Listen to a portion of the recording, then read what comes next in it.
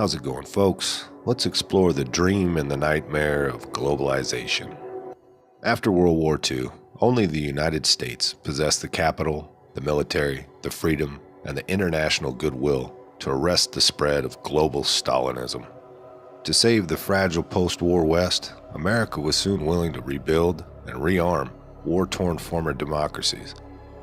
Over 7 decades, it intervened in proxy wars against Soviet and Chinese clients and radical rogue regimes. It accepted asymmetrical and unfavorable trade as the price of leading and saving the West.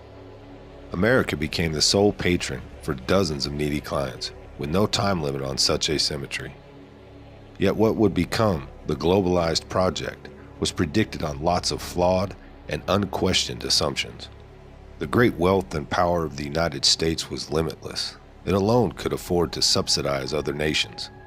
Any commercial or military wound was always considered superficial and well worth the cost of protecting the civilized order. Only by piling up huge surpluses with the United States and avoiding costly defense expenditure through American military subsidies could the shattered nations of Asia and Europe supposedly regain their security, prosperity, and freedom. There was no shelf life on such dependencies. American popular culture, democracy, and free market consumer capitalism would spread beyond the West. It created a new world order of sameness and harmony, predicated on the idea that the United States must ensure at great cost free trade, free commerce, free travel, and free communications, and a new intercontinental global world. The more American charity, the more likely places like Singapore and Lagos would eventually operate on the premise of Salt Lake City or Los Angeles. The world would eventually reach the end of history as something like Palo Alto, the Upper West Side, or Georgetown. Open borders would draw into America, and later Europe, and the former British Commonwealth. The world's poor, uneducated, and dispossessed, who would become model citizens and reinforce the global resonance of the West.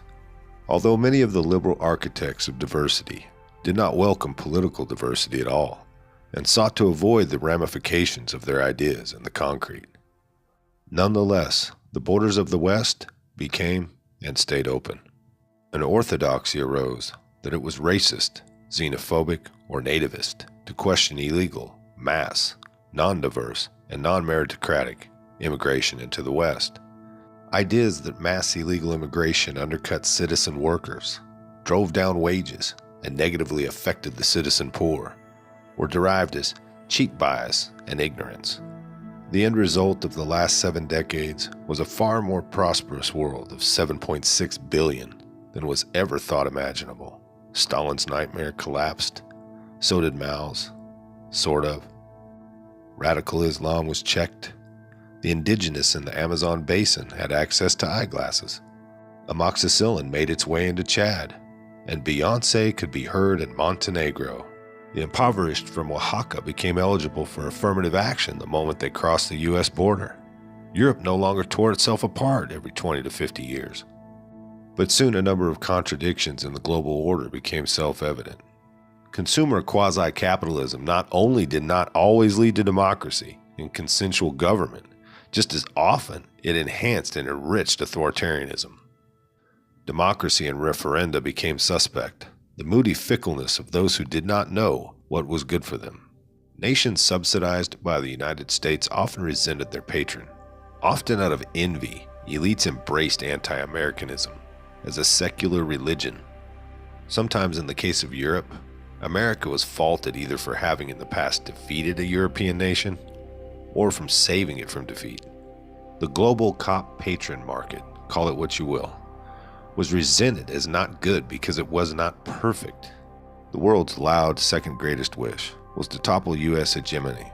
Its first quiet desire was to ensure that America, and not a Russia, China, or the Middle East, remained the global policeman. America itself split in two. In reductionist terms, those who did well by running the global show, politicians, bureaucrats, and the expanded federal administrative octopus, coastal journalists, the professionals of the high-tech, finance, insurance, and investment industries, entertainers, universities, All assumed that their first world skills could not be replicated by aspiring populations in the third world. In contrast, those who did things that could be done more cheaply abroad due to inexpensive labor and an absence of most government safety, environment, and financial regulation were replicated and soon made redundant at home. Factory workers, manufacturers, miners, small retailers and farmers, and anyone else whose job was predicted on muscular labor. A brave new postmodern America. Globalization became a holistic dogma, a religion based on shared assumptions. Man-made global warming required radical changes in the world economy. Racism, sexism, and other pathologies were largely the exclusive wages of the West that required material and psychological reparations. Immigration from non-West to West was a global birthright. State socialism was preferred to free market capitalism. Those whose jobs were outsourced and shipped abroad were themselves deemed culpable, giving their naivete and assuming that building a television in Ohio or farming 100 acres in Wamego, Kansas was as valuable as designing an app in Menlo Park or managing a hedge fund in Manhattan. The logic was that anything that foreigners could not do as well as Americans was sacred and proof of U.S. intelligence and savvy. Anything that foreigners could do as well as Americans was confirmation that some Americans were third world relics in a brave new postmodern America. Crazy things followed from the gospel of Americanized globalism. Language, as it always does in times of upheaval, changed to fit new political orthodoxies. Free trade now meant that Beijing could expropriate technology from American businesses in China. Under free trade, dumping was tolerated for China, but a mortal sin for America. Vast trade deficits were redefined as meaningless and the talking points of empty-headed populists. Only America believed in free and fair trade. Most everyone else in mercantilism. Protectionism was a pejorative for those who believed that a retaliatory United States might emulate the trade practices of those free traders who piled up surpluses. For example, to emulate the mercantilism of a China, Japan, Germany would be castigated as mindless protectionism. Nativism did not refer to the highly restrictive and ethnically chauvinistic immigration policies of a Japan, China, or Mexico, but only to the United States, given that it occasionally pondered recalibrating open borders and requiring legality before entering the country. Isolationist was a charge levied at Americans who thought rich economies like those in Germany could afford to spend 2% of their annual GDP on defense, about half of what Americans routinely did. Not intervening in nihilist civil wars or assuming that NATO nations needed to keep their promises was the proof of the isolationist mind. Failed promises. The winner of globalization, the universities, financial powerhouses, the federal government, big tech, and the marquee media and entertainment outlets were mostly located on the two coasts. Their dogmas became institutionalized as the gospel of higher education, the evening news, the internet, and social media. Unfortunately, globalization otherwise did not deliver as promised. Half of the United States and Europe did not enjoy the advantages of the universal project. They found the disappearance of a good job not worth the upside of using Facebook or downloading videos. It was hard to see how someone in rural Pennsylvania or in Nebraska benefited by knowing that most of the world's internet technologies were now American. It was nice having Amazon deliver goods to the front door, but one still had to have money to pay for them. The logic of bombing Libya or fighting a 17-year-old civil war in Afghanistan was a hard sell. The credentialed and expert had allowed North Korea to point ballistic missiles at the United States. The best and brightest forged a deal with Iran that would ensure it too would become nuclear.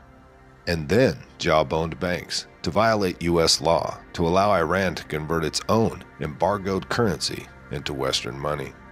Most of the globalized commandments turned out to be empty. A trade-cheating ascendant China did not become democratic in its affluence. Iran still hated the great Satan, the more so the more concessions were given to it. The Palestinian question is no more central to the Middle East peace than the Middle East is central to world peace. There is no such thing as peak oil for the foreseeable future. Jeans, t-shirts, and cool did not mean that the lifestyles and mindsets of Mark Zuckerberg or Jeff Bezos were any different from their kindred spirits of the past, J.P. Morgan, John D. Rockefeller. What we called globalization, our ancestors called monopolies, trusts, and disdain for national sovereignty. Globalization's cynical laws. The entire alphabet soup of Western-inspired globalization, the EU, the United Nations, the World Bank, the WTO, did not quite end up as anticipated. Their shared creed is not the fulfillment of their original envisioned mission, but to protect an international cadre who run them, and to ensure that any who question their missions are branded as heretics. In sum, globalization rested on a few cynical laws, those who drafted globalized rules for others who had the resources to navigate around them. Talking about abstract cosmic challenges, world peace, cooling the planet, lowering the seas, were mere ways to square the circle of being unable to solve concrete problems, from war to poverty.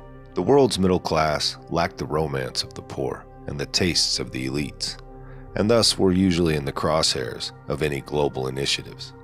Loud progressivism was a good cloak to hide quietly cashing in. Most wished to live in a Western or Westernized country. Those who could not hated both. Degrees of credentials were substituted for classic and traditional wisdom and knowledge. But the nexus of expertise, marquee journalists and pundits, academics, five-term politicians, really had few answers for current chaos.